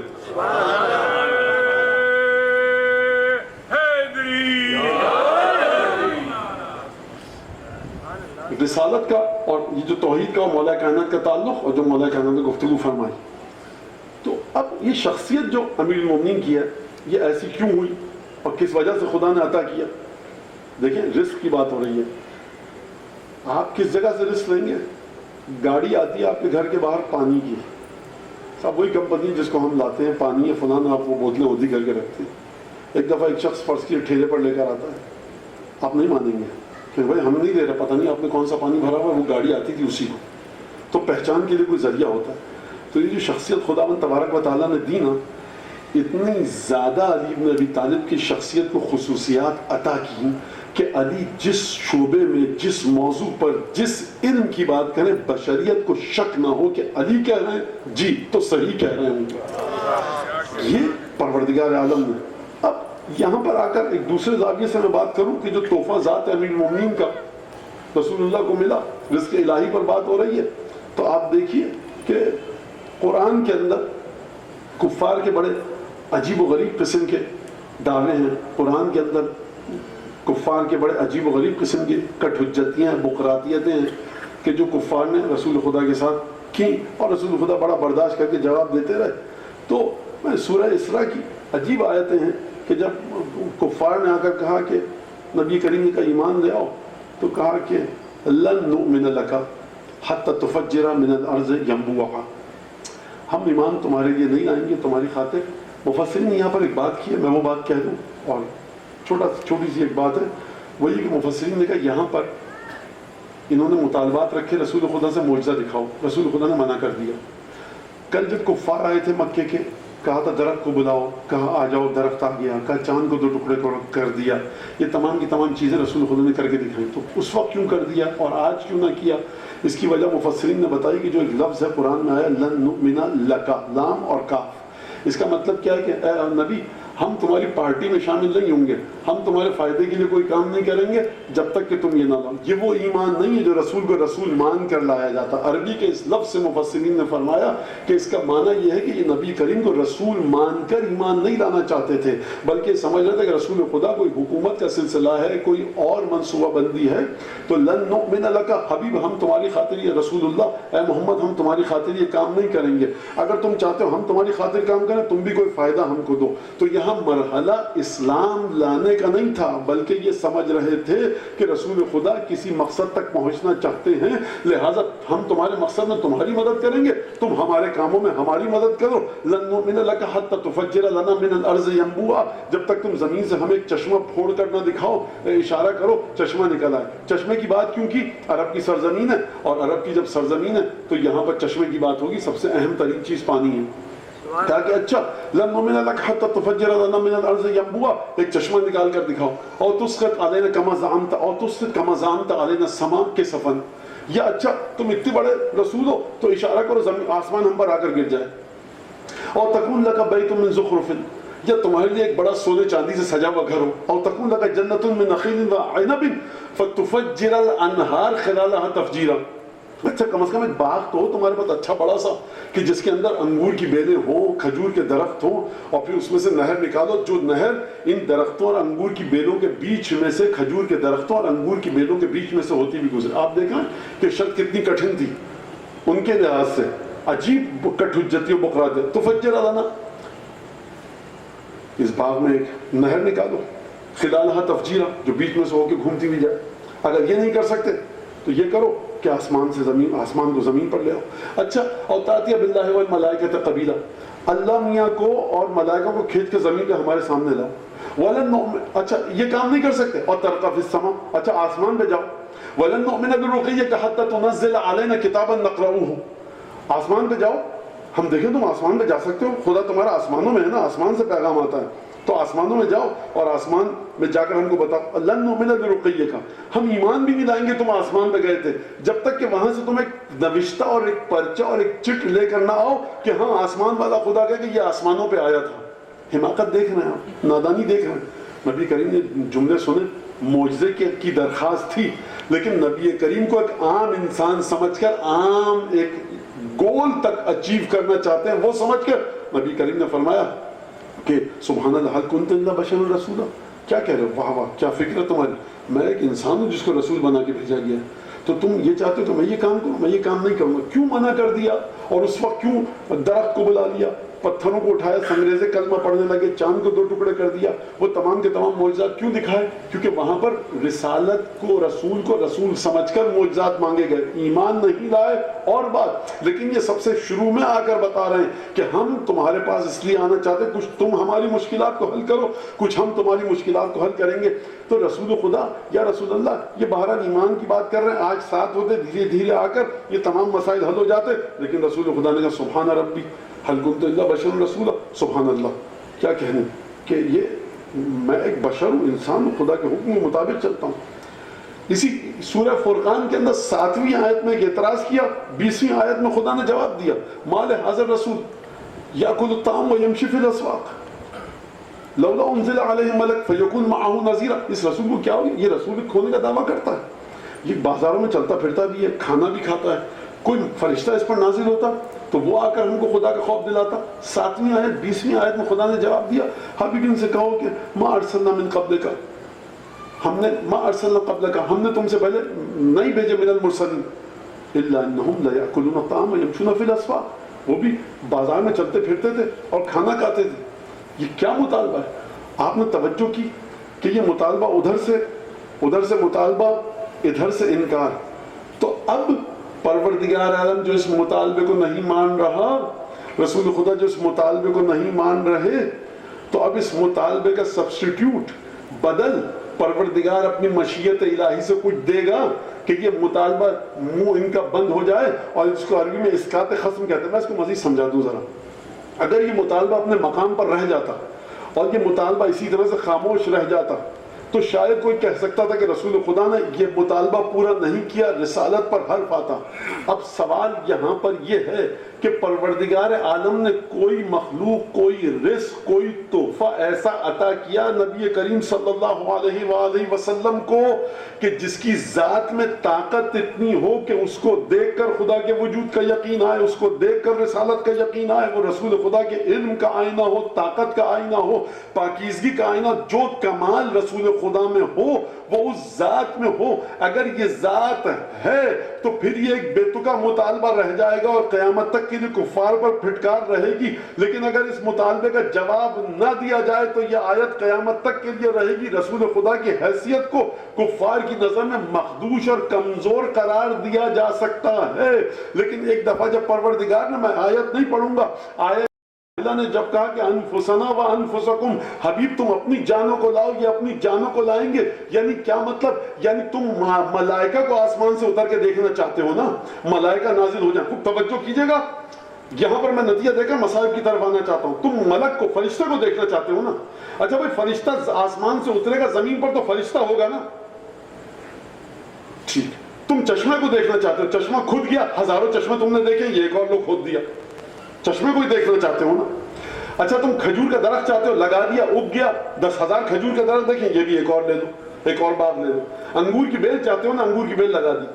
اب مجھے یہ بتاؤ کہ جو بشری خصوصیات میں بالکل ہو تمہاری طرح ہو، لیکن ان بشری خصوصیات سے اپنے آپ کو جدا کر کے اس مقام تک پہنچ جائے کہ جہاں فرشتوں کو پیچھے چھوڑ دے، تو مجھے یہ بتاؤ کہ یہ سب سے بڑی خدا کی آیت ہوگی کہ نہیں ہوگی؟ یہ خدا کی سب سے بڑی خبر ہوگی کہ نہیں ہوگی؟ اب اگر تیسرے پارے کی پہلی آیت میں کہا جائے اما یتساءلون عن النبأ العظیم، یہ کس کے بارے میں پوچھ رہے ہیں؟ یہ سب سے بڑی خبر کے بارے میں پوچھ رہے ہیں۔ اگر کہا جائے کہ خدا کی سب سے بڑی آیت کبریٰ کون سی ہے، اور دونوں مقام پر علی بن ابی طالب کا نام لیا جائے، تو اس کی دلیل کیا ہوگی؟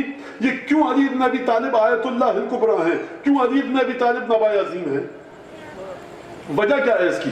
وجہ یہ ہے کہ کفار کے جتنے مطالبے تھے اگر وہ پورے ہوتے، کچھ ناممکن تھے اور کچھ ممکن تھے. جو ناممکن تھے ان پر گفتگو نہیں کی جا سکتی، جو ممکن تھے ملائکہ کو اتارنا، ملک ہوتا انسان نہیں ہوتا، چشمہ ہوتا انسان نہیں ہوتا، کھجور کا درخت ہوتا. تمام کی تمام وہ مطالبات اس سے پہلے دیکھے جا سکتے تھے. اب یہ جو مخلوق، اب یہ جو وجود رسول خدا کو عطا ہوگا رزق کی صورت میں، اس کی خصوصیت یہ ہوگی کہ یہ رہے گا تو زمین پر، لیکن زمین سے زیادہ عرش کے راستوں سے واقف ہوگا. اور رسول خدا یہ فرمائیں گے من اراد ان ينظر الى میت یمشی علی ظہر الارض فلینظر الى علی بن ابی طالب. جو چاہتا ہے کہ زمین پر چلتی ہوئی میت کو دیکھے وہ علی بن ابی طالب کو دیکھے. یعنی کیا مطلب؟ میت کا تعلق کیا ہوتا ہے؟ میت کو اپنی نفسانی خواہشات کے لیے کسی چیز کی ضرورت نہیں ہوتی، میت میں کوئی خواہش ہی نہیں ہوتی. یعنی رسول خدا فرمانے کہ علی بن ابی طالب رہتا تو زندہ ہے، چلتا ہے اس زمین پر، لیکن روح اس مقام پر ہے کہ تمام کی تمام قیود سے آزاد ہو چکا ہے. اب سوال یہ ہے کہ علی بن ابی طالب ان قیود سے کتنے آزاد ہوئے اور کہاں تک گئے؟ ایک جملہ آج تک مفسرین محدثین علی بن ابی طالب کے اس جملے پر متفق ہیں. کسی کی ہمت نہ ہو سکی کہ اس جملے پر اعتراض کر سکے. الہی کفا بی عزا ان اکون لک عبدا وکفا بی فخرا ان تکون علی ربا. پروردگار علی بن ابی طالب کے لیے صرف یہی کافی کہ علی تیرا عبد ہے. یعنی مقام عبودیت علی بن ابی طالب نے اپنی زبان سے بتایا. یہ وہ مقام ہے کہ اب علی بن ابی طالب کے وجود سے اگر کسی چیز کا اظہار ہوگا تو وہ صفات الہیہ کا اظہار ہوگا، اسماء الہیہ کا اظہار ہوگا، کیونکہ علی بن ابی طالب عبودیت مطلقہ کے مرحلے پر ہیں. جب کوئی چیز، کوئی بندہ خدا کا عبد مطلق ہو گیا، اب اس کے اندر اپنی ذات کی آلائشیں باقی نہیں بچتی. تو عزیزان گرامی، انسان کی صورت میں بھیجا، لیکن انسان کی صورت میں بھیجنے کے باوجود فضیلت یہ ہے کہ تمام کے تمام بنی نوع انسان سے علی بن ابی طالب بدرجہ کہ جس کو کوئی گن نہیں سکتا، بلند ترین مرتبے پر. میں نے کل ایک جملہ کہا تھا، گیپ کو فل کیا. تو اس خطبے کے اندر کہ جو علی بن ابی طالب تصویر واضح نہیں کرے، یہ گیپ فل ہوتا ہے شخصیت کے ذریعے. کلام اپنی طاقت کو حاصل کرتا ہے شخصیت کے کردار سے. کلام اپنی کریڈیبلٹی کو، اعتبار کو، سندیت کو حاصل کرتا ہے شخصیت جتنی بلند ہو. ایک بات میں کہوں گا، اس کی کوئی حیثیت نہیں ہوگی، لیکن ایک بات اس ملک کا صدر مملکت کہے گا، اس کی حیثیت ہوگی. فرق کیا ہے؟ کیا صدر کی 4 آنکھیں ہوتی ہیں یا 5 ہاتھ ہوتے ہیں؟ ہماری طرح کا انسان ہے، لیکن مسئلہ مقام کا ہے، عظمت کا ہے، اعتبار کا ہے، سندیت کا ہے. درود بھیجو محمد وعلی محمد.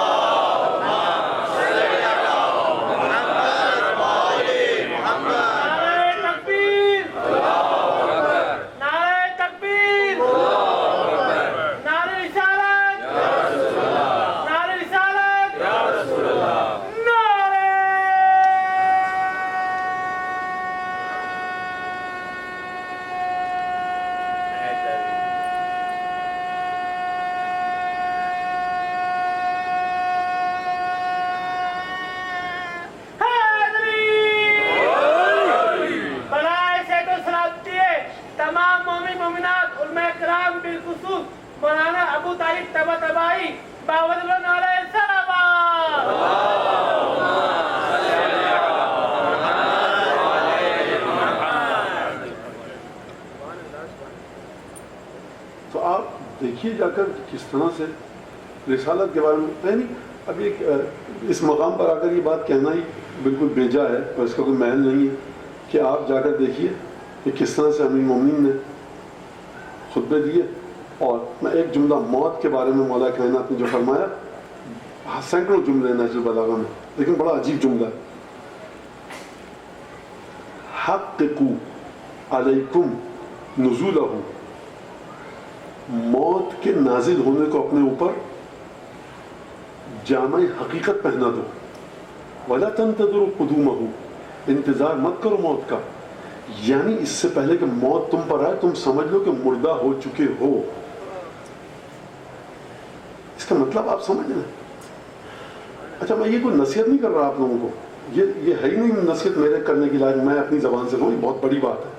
یہ میں اپنے آپ کو خطاً استغفر اللہ ہاں میں یہ کہہ سکتا ہوں میں نماز پڑھا کیجیے، روزہ رکھا کیجیے، یہ بہت بڑی بات ہے، یہ میں واقعی شرم آ رہی ہے مجھے یہ، لیکن کیونکہ مولا کی فضیلت ہے اس لیے میں بتا رہا ہوں، نصیحت کے عنوان سے نہیں بتا رہا۔ علم کی گہرائی کو دیکھیے جب ایک شخص موت کے لیے تیار ہے اور اس کے بعد وہ شخص یہ فرمائے اور یہ کہے حققوا علیکم نزولہ ولا تنتظروا قدومہ، موت کے علم کو، جو موت کے بارے میں تمہارا جو ایمان ہے اس کو حققوا کو مطلب تحقیق کا مطلب کیا، یعنی اس کو حقیقت کا لبادہ اور حقیقت کا لباس پہنا دو، موت کا انتظار مت کرو، اس طرح سے سمجھو کہ تم ہمیشہ مسلسل موت کی زد میں ہو، موت کے سامنے ہو، کبھی بھی موت آ سکتی ہے، گویا کہ تم مر چکے ہو۔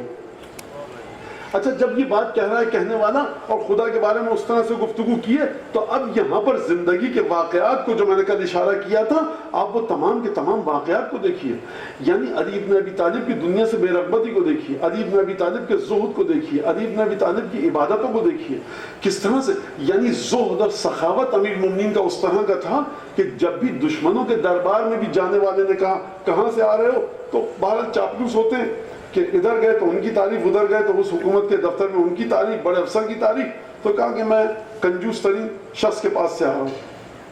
سننے والا دشمن تھا، ایک دفعہ عجیب نعرہ کہ کیا کہہ رہے ہو، خدا کی قسم ابو طالب کے بیٹے کے پاس اگر ایک کمرہ بھرا ہوا ہو سونے کے سکوں سے اور چاندی کے سکوں سے، چاندی کے سکوں سے پہلے وہ سونے کے سکوں کو خدا کی راہ میں خیرات کر دے گا۔ ایک دفعہ کہا کہ کس کے پاس سے آ رہے ہو، کہا کہ اس کے پاس ہے جس کی زبان گم ترین ہے، بولنا نہیں آتا۔ سننے والا ناراض ہو گیا، چاپلوسی کرو ایک حد تک کہ ہمیں اچھی لگے، حقیقت کے خلاف تو مت جاؤ، ایک عجیب بے تکے انداز سے تم بات کر رہے ہو۔ تو آپ دیکھیے کہ کس طرح سے یہ تمام کی تمام باتیں، جب مولا کائنات نے کہا کہ اب جو جنگ کروں گا تو اس کے سلسلے میں پچھلی جنگ ایک بچوں کا کھیل لگے گی۔ دشمن کے کیمپ پہ جب یہ بات ہوئی گئی، کہا کس نے کہا، علی نے کہا، اگر علی نے کہا یاد رکھنا سچ کا ہے، اب تیار رہو خطرناک ترین جنگ کے لیے۔ یعنی اگر آپ لیلۃ المبیت کو دیکھیں اور لیلۃ الحریر کو، سمجھ میں نہیں آتا کس رات کو بافضیلت ترین رات کہا جائے خطرناک حالات کے باوجود عبادت کرنے کو۔ لیلۃ المبیت ہجرت کی رات، لیلۃ الحریر جنگ صفین کی رات، کہ جہاں بس 60 70 80 ہزار تک مورخین لگتے ہیں کہ تعداد قتل ہوئی اور مقتول ہوئے، مولا کے لشکر سے بھی دشمن کے لشکر سے بھی، ان دونوں لشکروں میں۔ تو وہاں پر لیلۃ المبیت میں بستر پہ سو رہے ہیں، تو لیلۃ الحریر میں جنگ جاری ہے اور مولا کائنات تہجد کی نماز پڑھ رہے ہیں۔ یعنی آپ کی سمجھ میں نہیں آئے گا کہ یہ شخص دنیا میں رہ بھی رہا ہے، اس کو حالات کا اندازہ بھی ہے کہ نہیں ہے۔ عجیب ایک تضاد آپ کو شکل میں نظر آئے گا، متضاد صفات کی حامل علی بن ابی طالب کی شخصیت ہے۔ تو یہ شخصیت جب آ کر خدا کے بارے میں بات کرے گی، رسول خدا کی رسالت کے بارے میں بات کرے گی، خاندان کے بارے میں بات کرے گی، تو کوئی اعتراض نہیں کر سکتا پھر کہ یہ علی بن ابی طالب نے بات کہاں سے کہی، وہ بات کہاں سے کہی۔ یعنی شخصیت نے اگر بات ایسی کی مولا نے کہ جو محیر العقول ہے، یا بات ایسی کی جو عقلوں کے لیے، عام انسان کے لیے ناقابل قبول ہے، تو شخصیت کا وزن اتنا زیادہ ہے کہ شخصیت کے وزن کو دیکھتے ہوئے دشمن بھی جناب امیر کے خطبوں کو، دشمن بھی جناب امیر کے کلمات کو، فرامین کو، ارشادات کو اپنے دل میں جگہ دیتا ہے۔ کیا مطلب دل میں جگہ دیتا ہے؟ کہ ہاں حقیقت کا لباس پہناتا ہے کہ اگر علی بن ابی طالب نے یہ بات کہی ہے تو یقیناً صحیح کہی ہے، اس کے اندر کوئی دو رائے نہیں۔ اور پھر جا کر آپ خطوط کو دیکھیے، کتنا زیادہ انسان کو اعتماد ہو، کس کے اوپر اعتماد ہے کہ جیسے ہی تخت پر بیٹھے کا خط لکھو لے کر جانا، خیر بین حرب مجزیہ اور سلم مخزیہ، ان اختار البیع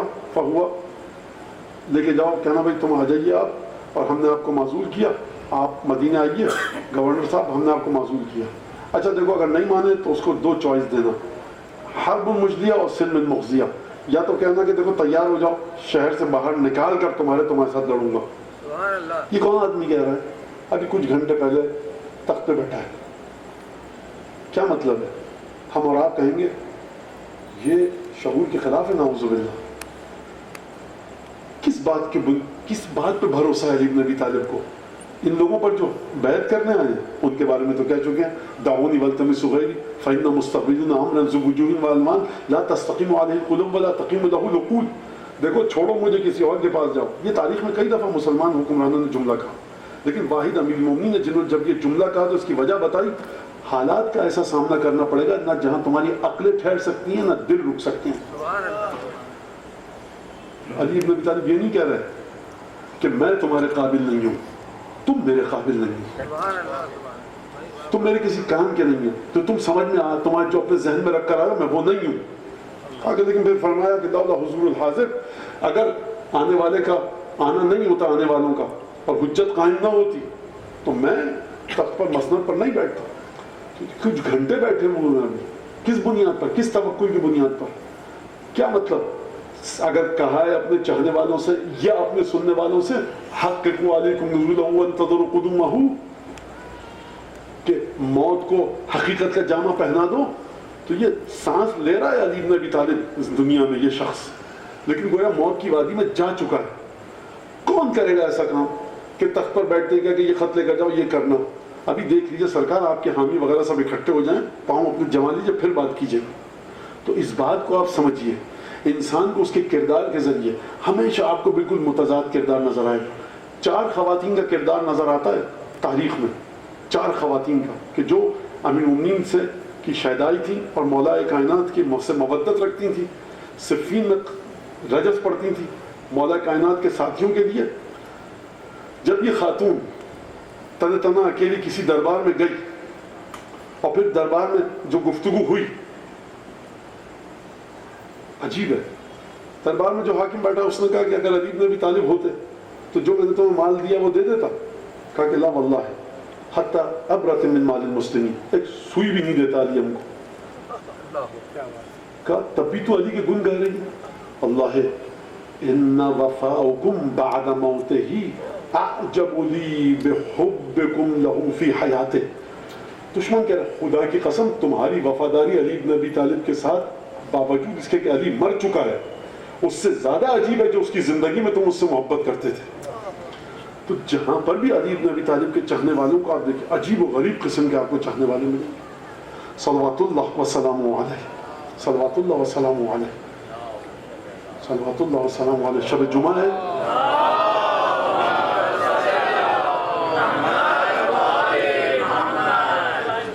اور جب آخری جملہ کہہ کر میں مساق کی طرف آؤں کہ 2-3 دفعہ کہہ چکا ہوں معذرت کے ساتھ کہ یہ علی بن ابی طالب نے خدا کے وجود کو بتا دیا، سکھا دیا، سمجھا دیا.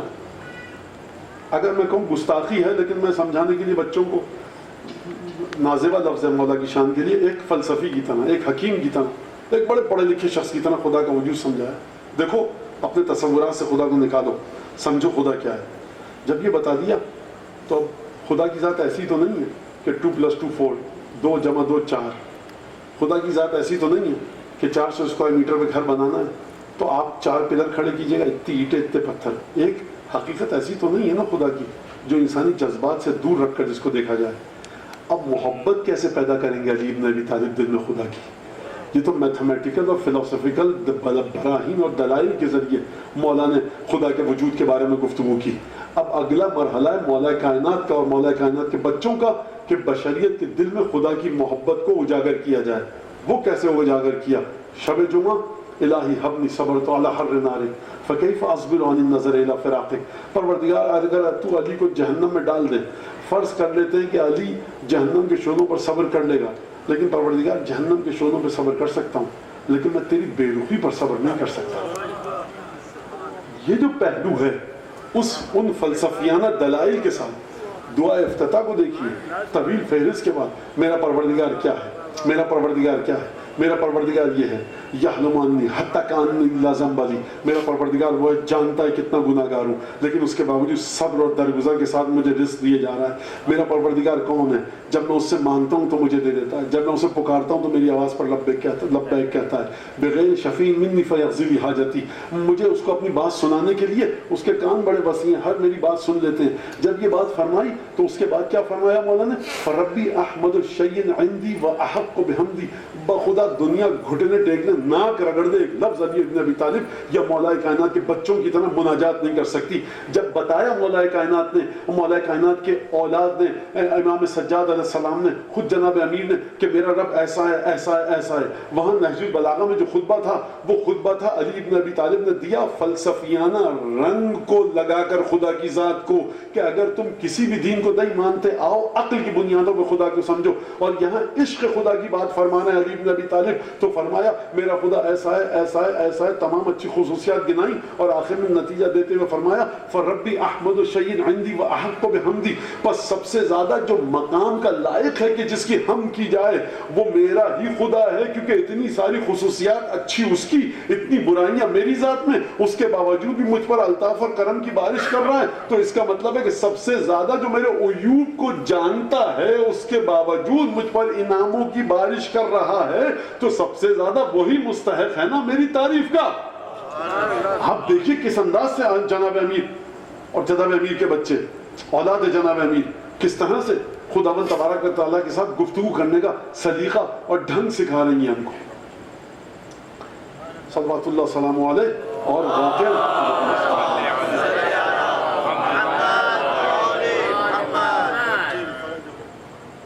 اس گھرانے کے جتنے بھی شخصیات ہیں کہ جو جڑے ہوئے ہیں مقام امامت سے، ان کے آپ کردار کو دیکھیں گے تو بارگاہ امامت گواہی دیتی ہوئی نظر آ رہی ہے. جناب عقیل ایک دفعہ رسول خدا سے پوچھا، جناب المومنین نے تاریخ میں یہ واقعہ موجود ہے کہ یا رسول اللہ تحب عقیلا، آپ عقیل سے میرے بھائی سے محبت کرتے ہیں؟ کہا کہ ہاں. احبہ حبین، میں دو محبتیں کرتا ہوں عقیل سے. وہ کیسے؟ ایک تو ایک میرا چچا محبت کرتا تھا عقیل سے، اور دوسرا یہ کہ اے علی عقیل کی نسل سے ایک بچہ متولد ہوگا کہ جو تیرے بیٹے کی نصرت میں مارا جائے گا. نیک مومنین اس پر گریہ کریں گے اور ملائکہ مقربین اس پر درود و سلام اور نماز پڑھیں گے. جانتے ہیں مسلم ابن عقیل، عجیب بات یہ ہے کہ جو زیارت جناب مسلم کی ہے وہی زیارت ابو الفضل عباس کی ہے. اپنے بچوں کو سکھائیں، روزہ ایک عمارت میں ہونے سے درجات ایک سے نہیں ہو جاتے. اکثر لوگ پوچھتے ہیں حرم مطہر جناب ہانی کا مولانا کہاں ہے، حرم مطہر جناب مختار کا کہاں ہے؟ حرم مطہر مسلم ابن عقیل کا ہے. صرف ان دونوں کی قبریں ہیں. فاتحہ پڑھو جا کر، مسلم کی قبر کی زیارت کرو. شخصیات کو اس مقام پر رکھیں جہاں آپ کے امام نے آپ کو بتایا. قطعاً کسی کو حق نہیں ہے دخل دینے کا ان چیزوں میں، قطعاً. مسلم ابن عقیل وہی الفاظ جو مولا ابو الفضل عباس کے لیے زیارت میں، آپ جا کر دیکھیے گا. اور جو دعا ہے بالکل ہو بہو وہی دعا ہے جو مولا عباس کے لیے زیارت کے بعد پڑھی جاتی ہے. خط لکھا، میں ایک جملہ کہہ دوں، مولا کائنات نے نہج البلاغہ میں کہا ہے کہ رائے تو سبیان عقیل شوسن غبر، میں بکھرے بال دیکھے عقیل کے بچوں کے چہرے جو ہیں وہ عجیب، ان کے اوپر فاقوں کی وجہ سے ایک نقاہت طاری ہے. عقیل میرے پاس آیا تھا تمہارا گندم مانگنے کے لیے، میں نے عقیل کو نہیں دیا. گھر جا کر عقیل نے کیا کہا ہوگا اپنی زوجہ سے کہ بھائی کے پاس سے آئے، بادشاہ ہے آپ کا بھائی، خلیفہ ہے، کچھ گندم ملا؟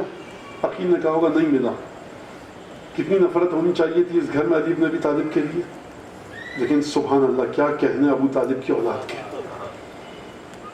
علی ابن ابی طالب کو دنیاوی فائدوں کے لیے اس سے محبت کرنا اور ہے، اور عشق علی ابن ابی طالب میں مبتلا ہونا ذات علی کے لیے اور ہے.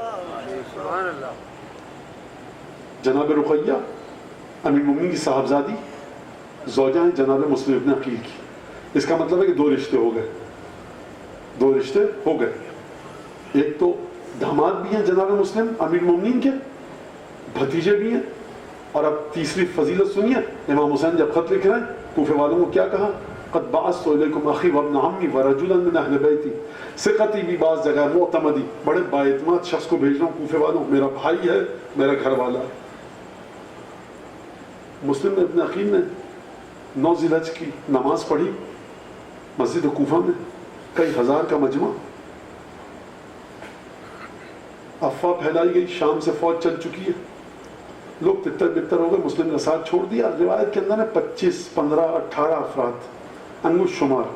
مسلم نے پلٹ کر دیکھا، کہا کہ جاؤ مسلم کو تمہاری حاجت بھی نہیں ہے. ایک دفعہ مسجد کوفہ میں نکلے، ارباب مقاتی نے لکھا ہے کہ بنی کندہ کے محلے کو تلاش کر رہے تھے، یہی مسجد کوفہ جس کی آپ زیارت کر چکے ہیں۔ جب پشت کرے باب الثعبان پہ، جو سب سے بڑا دروازہ ہے مسجد کوفہ کا، جو پہلا مقام خضر و ابراہیم جہاں پر آتا ہے، اگر آپ پیٹ کر کے کھڑے ہوں تو بائیں طرف جو علاقہ ہے جو کہ لکھا ہے وہاں پر سب، وہ اس کے مطابق اس محلے میں جا کر مسلم ابن عقیل اپنے کسی ساتھی کے گھر کو ڈھونڈ رہے ہیں، تھک گئے، پیاس کا عالم ہے، ایک دروازے پہ چبوترا تھا، وہاں تشریف فرما ہوئے، ایک مومنہ بیٹا یا داماد بھتیجا بہرحال اس کی راہ دیکھ رہی تھی، دروازہ کھولا، ایک نامحرم مرد کو اپنے گھر کے پاس بیٹھا ہوا پایا، کہا کہ شخص اکیلی خاتون، اچھی بات نہیں ہے میرے دروازے بیٹھے ہیں، کہا اگر پانی ہے تو پلا دے۔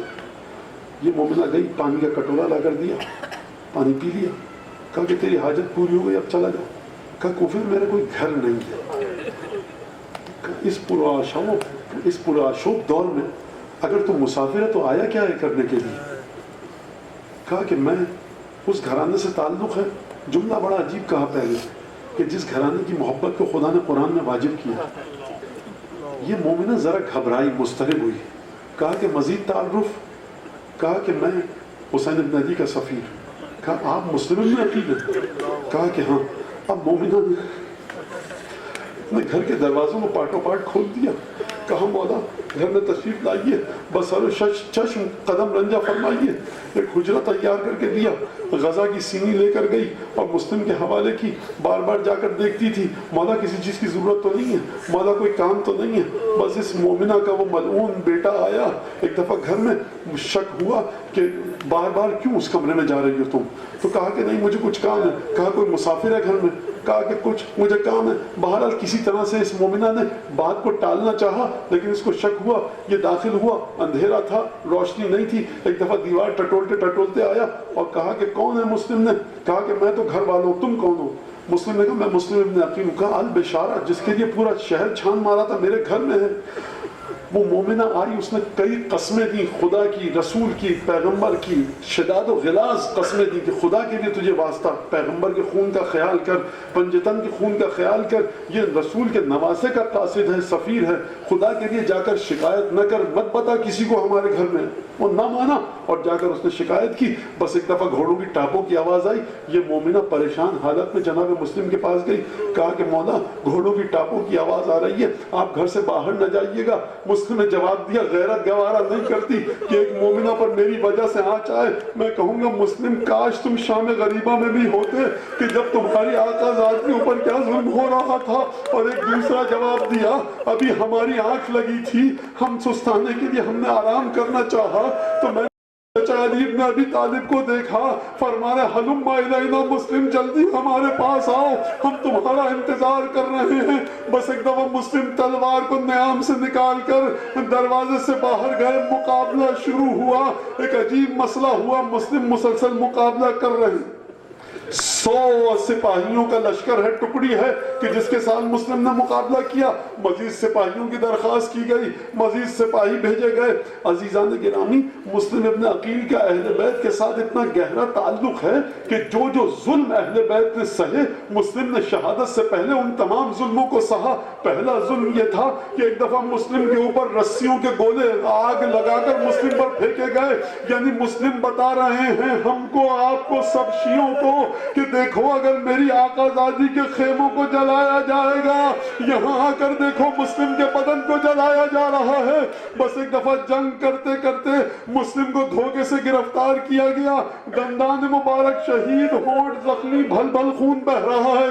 بس ایک دفعہ دارالامارہ میں لے کر جایا گیا، سلم علی الامیر، عبید اللہ کو سلام کرو۔ مسلم نے سلام کرنے سے انکار کیا، کہا مسلم موت کے لیے تیار ہو جاؤ، کہا مرنے سے پہلے میری 3 وصیتیں ہیں، سن لو۔ پہلی وصیت یہ کہ جب میں کوفے آیا 800 درہم کا مجھ پر قرضہ ہے، میری زرہ بیچ کر میرے قرضے کو ادا کر دینا۔ دوسری وصیت یہ ہے کہ میری لاش کی بے حرمتی نہ کرنا۔ صلی اللہ علیہ یا مسلم ابن عقیل۔ یہ مسلم ابن عقیل کون ہے؟ رسول کے گھرانے کا فرزند ہے، مسلمانوں سے درخواست کر رہا ہے کہ میری لاش کی بے حرمتی نہ کرنا۔ کیا یہ وصیت کی جگہ تھی؟ زمانہ آئے اور سنیں کہ آل رسول پر کیا مصائب گزرے۔ میری تیسری وصیت یہ ہے کہ رسول کے فرزند کو خط لکھ دینا کہ رسول زادیوں کے ساتھ اب کوفے کا رخ نہ کرے، کوفے کے حالات بگڑ چکے ہیں۔ مسلم پر ایک دفعہ تشنگی طاری ہوئی، ایک دفعہ پانی کا کاسہ منگوایا، پانی پینا چاہا، ہونٹوں کا خون پانی میں مل گیا، مسلم نے پانی کو پھینکا۔ 3 مرتبہ یہ عمل ہوا، مسلم پانی نہ پی سکے، اور یہ کہہ کر تیسرا کٹورا واپس کیا کہ لو کان رزقا مقسوما لشربتہ، اگر مسلم کی قسمت میں ہوتا تو مسلم پیاسا نہ مرتا۔ میں ہاتھوں کو جوڑ کے ایک جملہ کہوں گا، مسلم تمہاری محبت اتنی شدید ہے، یہ کیسے ہو سکتا ہے کہ تمہارا آقا تو تشنگی کے ساتھ گلا اس کا کٹے اور تم پانی پی کر دنیا سے جاؤ۔ بس ایک دفعہ دارالامارہ کی چھت پر جانے کا حکم دیا گیا۔ مسلم سیڑھیاں طے کر رہے ہیں، قاتل کا بیان ہے کہ سیڑھیاں طے کرتا جاتا تھا مسلم، اور تسبیحات سبحان اللہ والحمدللہ ولا الہ الا اللہ واللہ اکبر۔ ایک دفعہ مسلم کو دارالامارہ کی چھت پر لے کر جایا گیا۔ بعض مورخین نے یہ جملہ لکھا ہے کہ مسلم نے ایک دفعہ بیابان کا رخ کیا، السلام علیکہ یا ابا عبداللہ، اور ایک دفعہ قاتل کی تلوار مسلم کی گردن پر چل گئی۔ اس سلام کا راز سمجھ میں نہ آیا، یہاں تک کہ عصر عاشور آئی، مولا گھوڑے سے زمین پر گرنا چاہتے ہیں۔ ایک دفعہ گویا لگتا یہ ہے کوفے کا رخ کیا، ہانی اور مسلم کو یاد کیا، پھر گھوڑے سے زمین پر آئے، یعنی مسلم تم نے ہم کو اپنی موت کے وقت یاد کیا، دیکھو ہم نے بھی تم کو یاد کیا۔ بس ایک دفعہ راوی کہتا ہے میں گھوڑے پر سوار ہوا، مسلم کے جنازے کو دیکھا کہ مسلم کے جنازے کی بے حرمتی کی جا رہی ہے، دروازہ کوفہ پر آویزاں ہے۔ میں گھوڑا سر پر دوڑاتا ہوا آیا، کوفے کے راستے میں پوچھتا ہوا آیا کہ حسین نے کہاں پڑاؤ ڈالا ہے۔ ایک خیمے لگے ہوئے تھے کچھ، میں آگے بڑھا، میں نے بڑھ کر پوچھا حسین کا خیمہ کون سا ہے؟ بچے کھیل رہے تھے، کہا حسین کے خیمے سے کیا کام ہے؟ میں نے 3 یا 4 دفعہ یہ سوال دہرایا، بچوں نے تب مجھ سے پوچھا، میں نے کہا قصہ یہ ہے کہ میں کوفے سے آ رہا تھا، حسین کا قاصد مارا گیا، یہ خبر دینی ہے۔ ایک بچی وہاں تھی، چیخ کر بے ہوش ہو گئی، ارے کیا غضب کیا، یہ بچی مسلم کی بیٹی تھی۔ روایات اور تواریخ کے مطابق مولا حسین باہر نکلے، موجود ہوئے وہاں پر، ایک دفعہ مسلم کی بیٹی کو اپنی آغوش میں بٹھایا ہوگا، دل یہ کہتا ہے یتیم ہے نا، بھانجی بھی ہے، محرم ہے، بہن کی بیٹی ہے، بس ایک دفعہ بٹھایا، دلاسا دیا ہوگا، گالوں کا رخساروں کا بوسہ دیا ہوگا، سر پر ہاتھ پھیرا ہوگا۔ میں کہوں گا مسلم کی بیٹی کیا تمہارے نصیب ہیں؟ یتیمی کے بعد پہلی آغوش حسین کی نصیب ہوئی، پہلی تعزیت حسین کی نصیب ہوئی۔ ذرا کربلا شام غریبہ میں تو آ کر دیکھو، سکینہ بھی یتیم ہوئی، رقیہ بھی یتیم ہوئی، لیکن تعزیت کیا ملی؟ پیروں میں صحرا کے کانٹے چبھ رہے ہیں، رخسار تماچوں سے لال ہیں، کانوں کی لو سے خون۔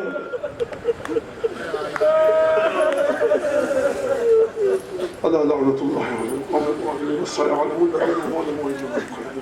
اللهم كن لوليك الحجة بن الحسن صلواتك عليه وعلى آبائه في هذه الساعة وفي كل ساعة ولي وحافظ وقائد وناصر ودليل معين حتى تسكنه أرضك طوعا وتمتعه فيها طويلا.